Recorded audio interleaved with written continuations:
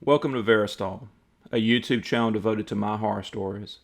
I'm Brandon Faircloth, and if you enjoy the story you're about to hear, please like, share, and subscribe.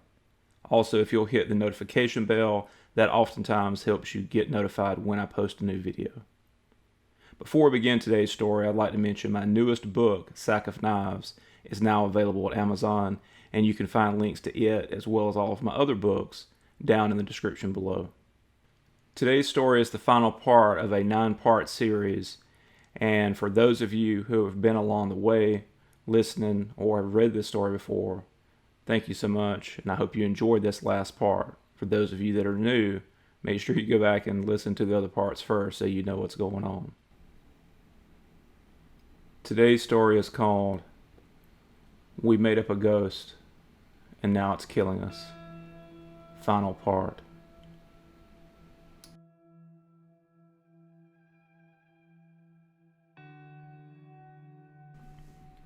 To start out, I should introduce myself as the author of this final part. I'm Millicent Davis, or as my friends call me, Mills. For reasons that will become obvious through my account of what happened to the three of us when we returned to Stonebrook, Alex isn't in a position to write this. Alex finished writing out his last part, what I will call Part 8, as we sat in the back of Thomas's minivan headed back toward our old hometown. Thomas told us that they had gotten the minivan when Cassidy first learned she was pregnant. The idea being it would wind up being filled with kids. But so often things don't turn out the way you expect. It's time I told you that I've been the one posting Alice's writings, which first had to be transcribed from the old notebook he had written it all down in as things happened to him. To all of us. It was hard reading his words, reliving so many painful memories yet again, and all with his voice in my head. But it was wonderful too. It let me see into his thoughts, into his heart, confirming to me that the Alex that wrote those words was the same person that I fell in love with back in 3rd grade. Even after all that has happened, despite what I'm doing, that knowledge of Alex's heart gives me comfort and, I'm ashamed to say it, joy. It took us 6 hours to get to Stonebrook from Austin, and all of us were going on minimal sleep.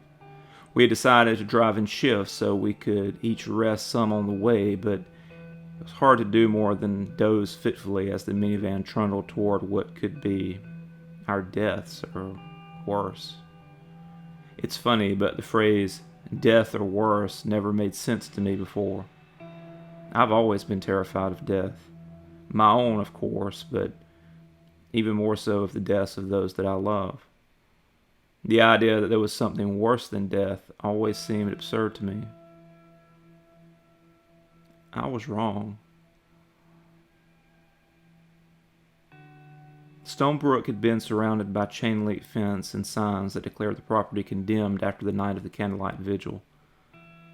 Alex moved away, of course, but the rest of us got shuttled to another high school on the other side of the county for the next 3 years, with a new high school and middle school finally being completed and open the fall after our graduation.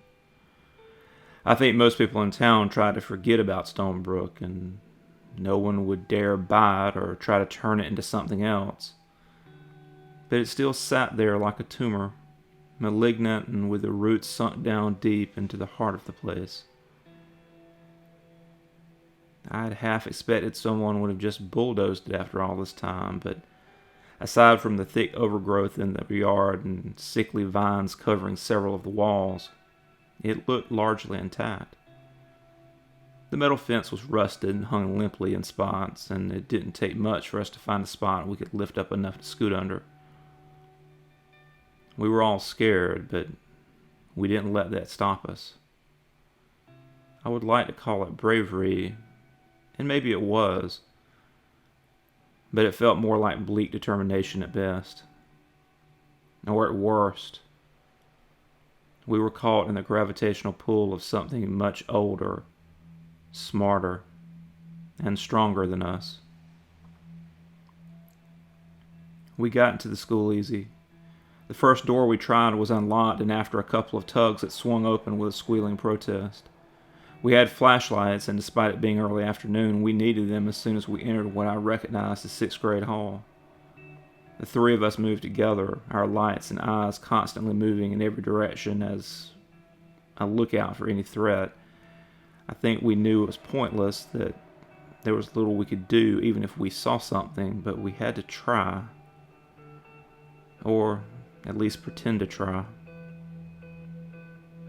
The illusion of safety and some level of control was the only thing saving our sanity as we journeyed further into the stale murk of the school.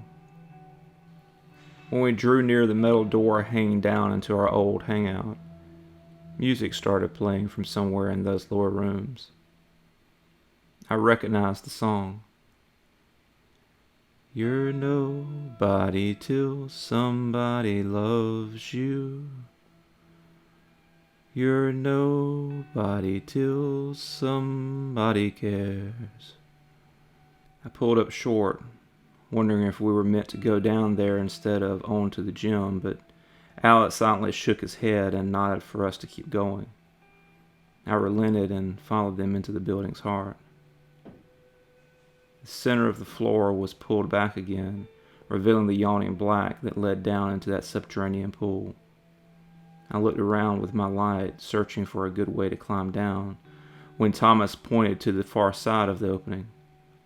Bleachers had been ripped apart and reconfigured into a staircase that led down below. The professor was making this all as easy as possible.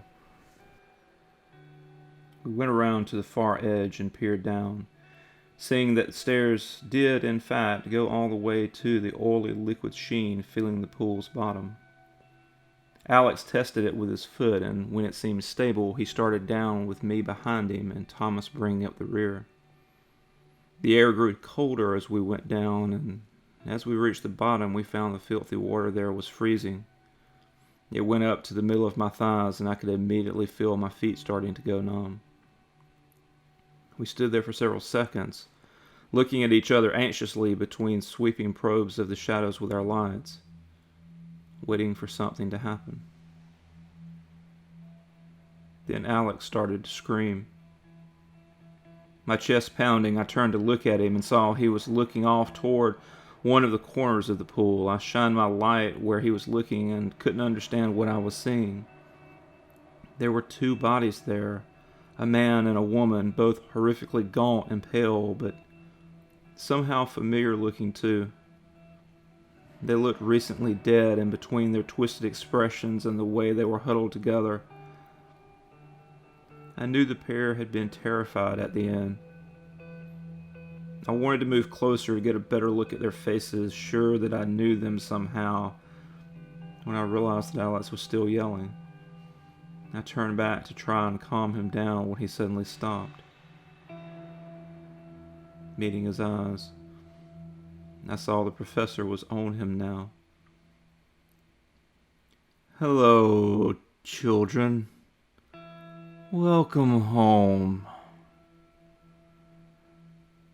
I try to control my fear and anger.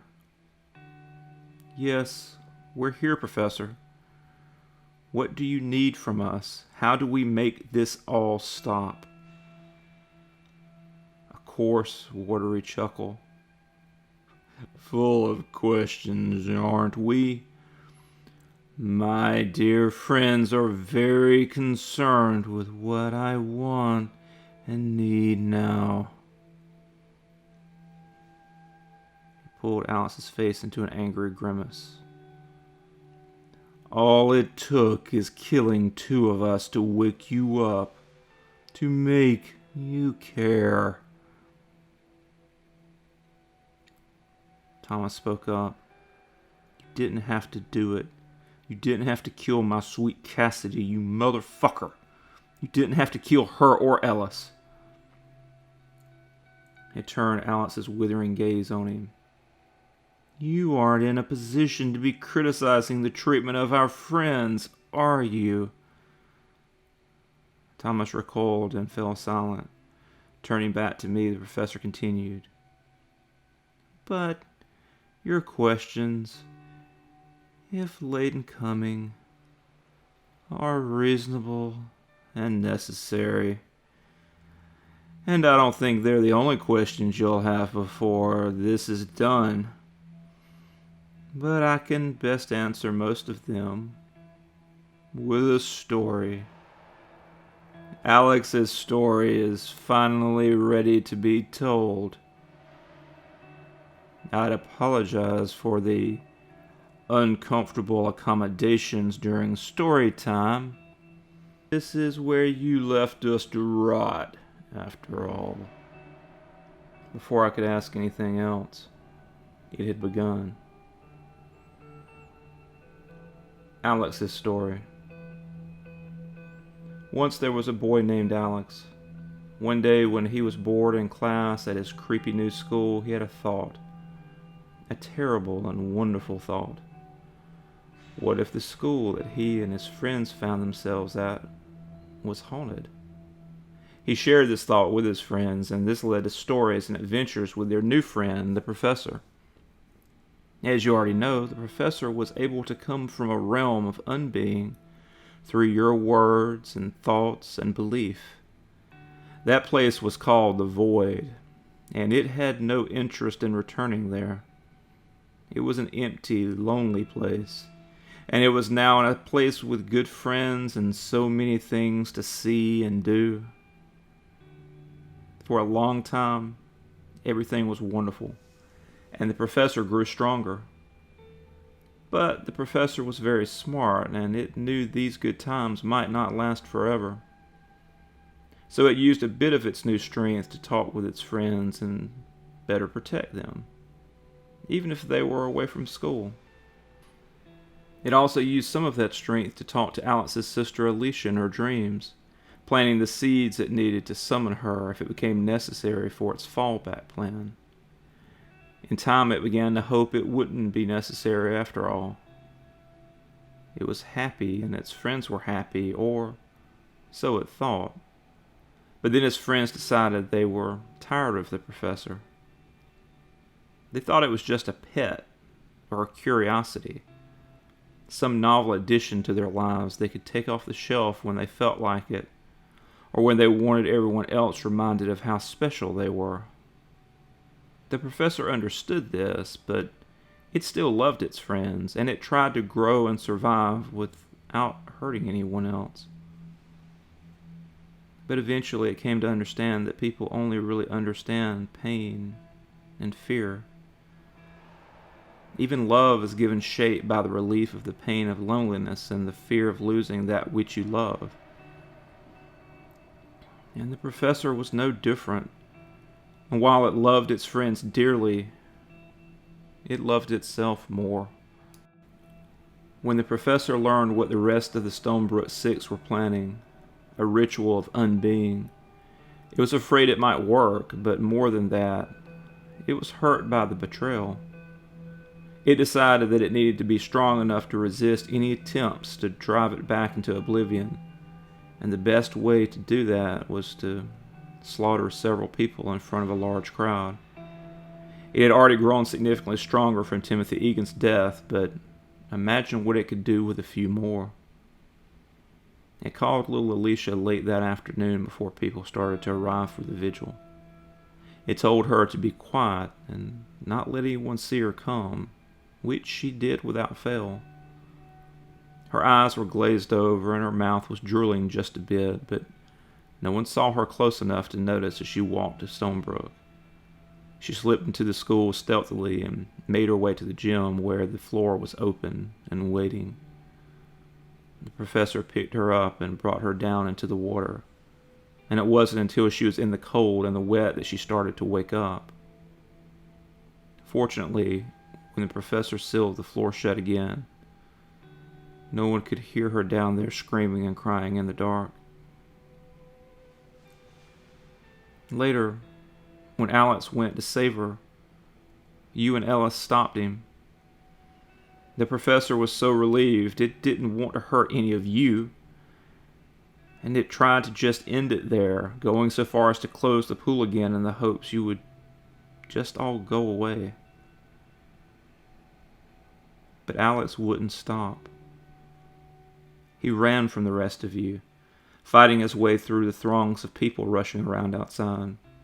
He got shoved down 3 times in the gravel parking lot, and once he would have had his head stepped on by a large, terrified man if the professor had not reached out and shoved the man away. But Alex was scared for Alicia now and didn't notice. He just kept going home to get help. His father showed up at the gym a few minutes later, screaming Alicia's name. The professor knew where this was heading. They would try to find Alicia and take her away, ruining its plan. So it killed the man where he stood. He had hoped that this brutal act would be enough to scare Alex away, but no. He came back into the gym just moments later, screaming for the professor to let his little sister go.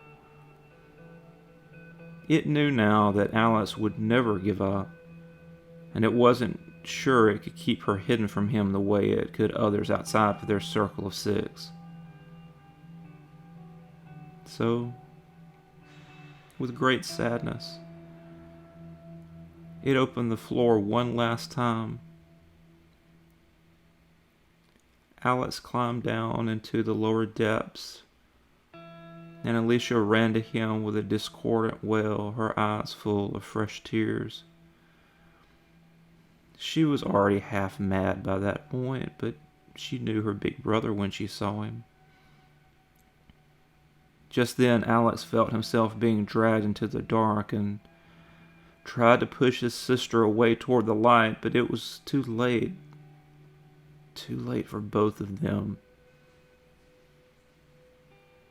Or was it? As Alex looked up, it saw a figure climbing back out, scrambling over the floor's edge as the opening began to constrict again. It turned back. Alex realized with horror that he recognized the person looking down at them. It was himself. The professor has many plans. Plans within plans. One of its plans was that if it came to it, if it found itself betrayed or alone, it could find someone and take them, pull them down into the dark and sustain them, feed on their belief and their fear, taking in a little more than it would have to expend to keep them alive. It picked Alicia because it knew her through Alex, and through Alex, she knew it. Initially, as it sat in the shadows mulling over this plan, this fail-safe if its friends ever turned on it, it also saw the collateral benefit of Alex's grief and guilt over the loss of Alicia. These emotions would fuel Alex's belief in the professor and help it to survive. But when Alex wouldn't leave it alone, when he insisted on returning for his sister, the professor had to make a choice. Risk Alex somehow taking Alicia back and leaving it to starve as it was slowly forgotten, or take Alex as well. With 2 people to feed from, the professor could live and grow stronger for quite some time. It was Alex's eyes that made it change its mind. When Alex felt the professor's grasp begin to tug them back into the dark, his eyes were so full of fear and despair that it was more than the professor could stand. It couldn't let Alex go, but it always had a plan, even for this. If the children had given it substance and strength just by believing, perhaps it could do the same. Its mind was not a human mind, or even a tiger mind, Its mind was vast and deep, and so terribly, horribly quick. Before Alex had been drugged 3 feet, it had imagined a new Alex, perfect down to the last cell, even to the dirt and blood on his face. And not just physically. For all intents and purposes, it was Alex, or as close as the professor was capable of, and the professor was capable of quite a lot. The only thing this Alex lacked was access to certain memories. Things that would cripple him and keep him from having a good life. Things that would bring him back looking for Alicia next week or month or year. These things were buried deep. The professor removed and sacrificed Alex's belief in it so that this version of his friend could live and be free.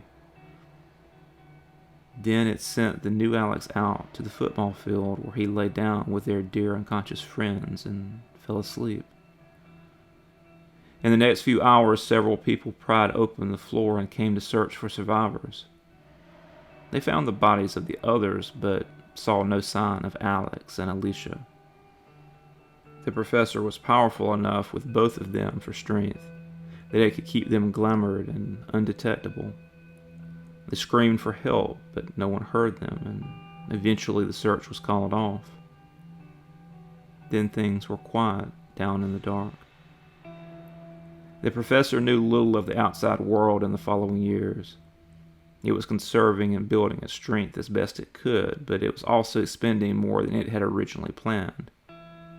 For it was not just keeping Alicia and the original Alex alive in the pool now.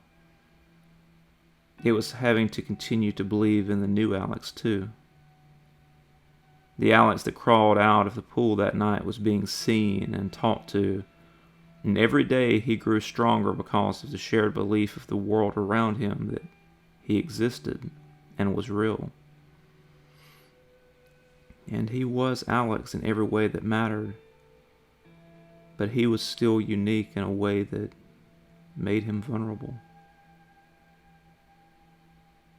The professor's belief was of a different quality than most.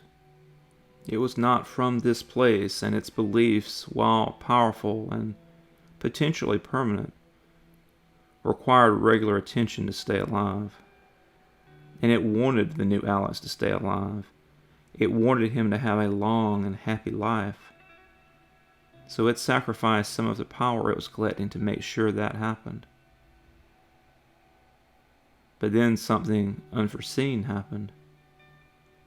The professor is not perfect or infallible, and it made a mistake. It recognized too late a sickness in Alicia and its Alex. A simple staph infection, but one that obliterated their bodies faster than it could heal them. It could have repaired the damage if it had pulled away its support of the other Alex, of course, but it couldn't bear to do that. So it watched them finally die instead. For a time, it resigned itself to starving to death in the darkness. It still had those that remembered it, that feared it somewhat, but that was old and abstract terror paved over by years of new memories and repression. Not enough to sustain it for long.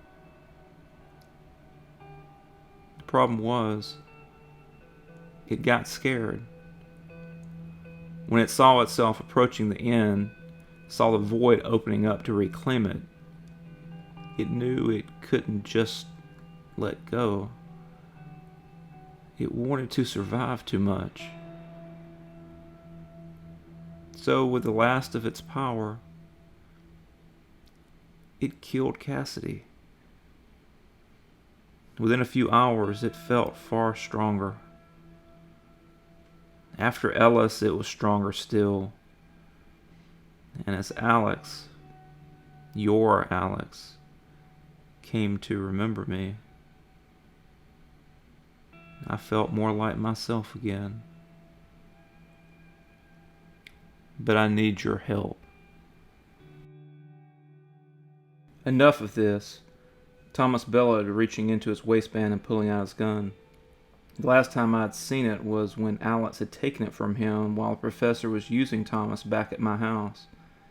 He had gotten it back before we left, apparently, and now he was pointing it at me. "Mills, this is all lies. Don't you see this? It's self-serving bullshit. It's all part of its plan."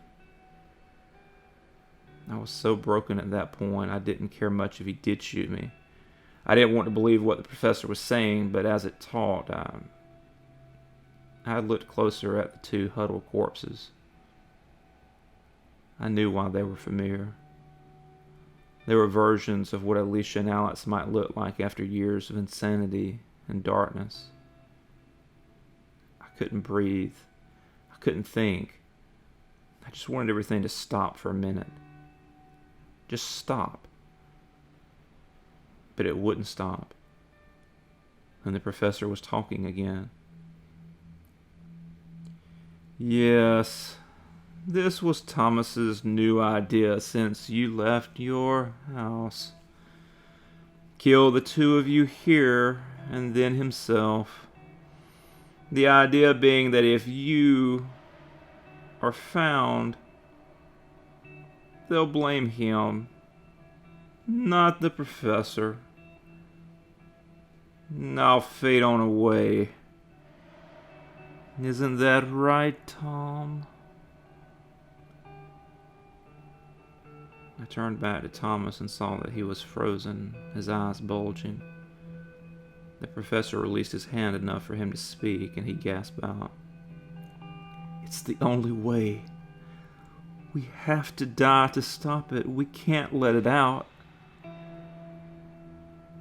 I looked at Thomas for several seconds, weighing the truth and merit of his words.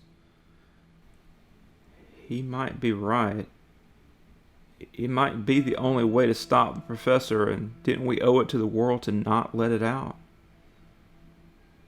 But then I looked back at Alex. Maybe not the original Alex, but the only Alex I had left. I might be willing to die, but was I willing to let him die too? And the professor had always been true to its word with us, really.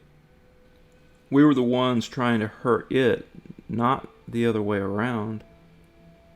Thoughts of Cassidy and Ellis pushed their way up, and I ignored them. It had explained that. And would we do any different to protect ourselves? To protect the ones we loved the most? "Thomas,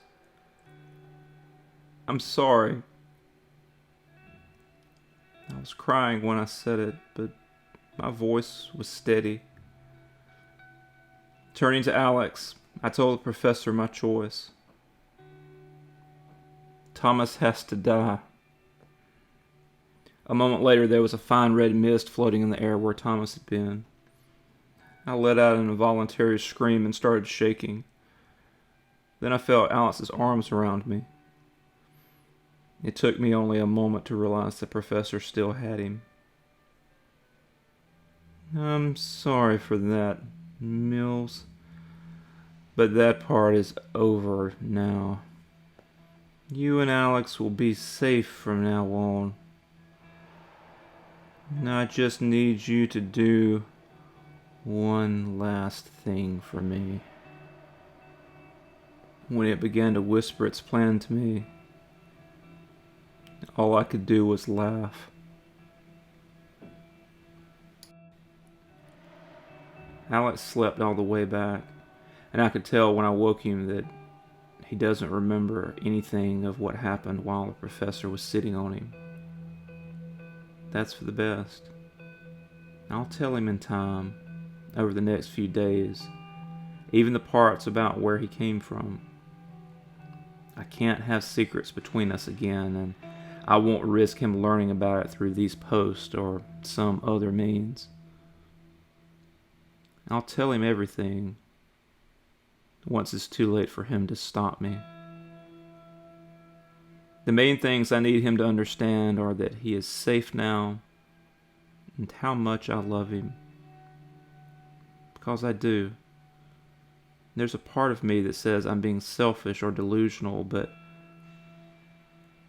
it's a small part that gets smaller every time I look at him. Like the professor, I'm doing what's necessary for us to survive. And what it asks for in return for our safety and happiness wasn't so bad in the end. Alex had done most of the work already. He just told me to find a place where we could tell this story. The story of the Stonebrook Six.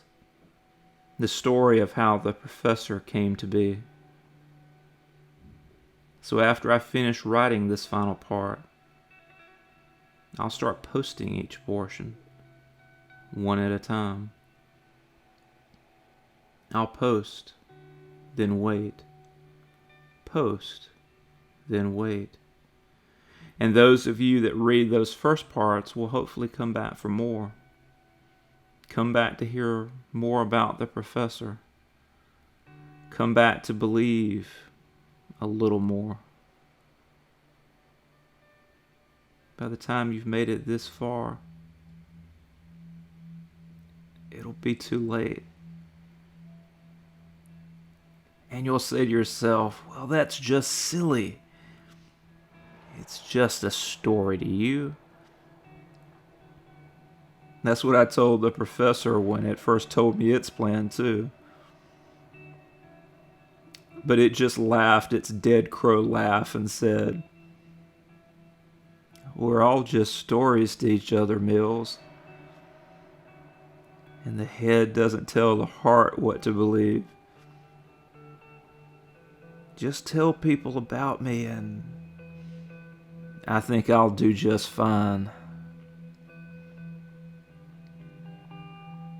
The more I've thought about it, the more I think it might be right.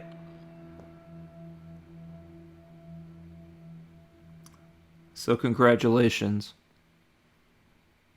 And I'm sorry. You now have a tiger for a friend too.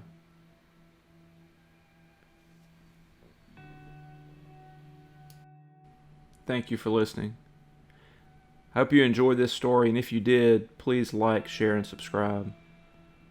And also visit Verastahl.com for more information about my books, as well as news and updates. Until next time.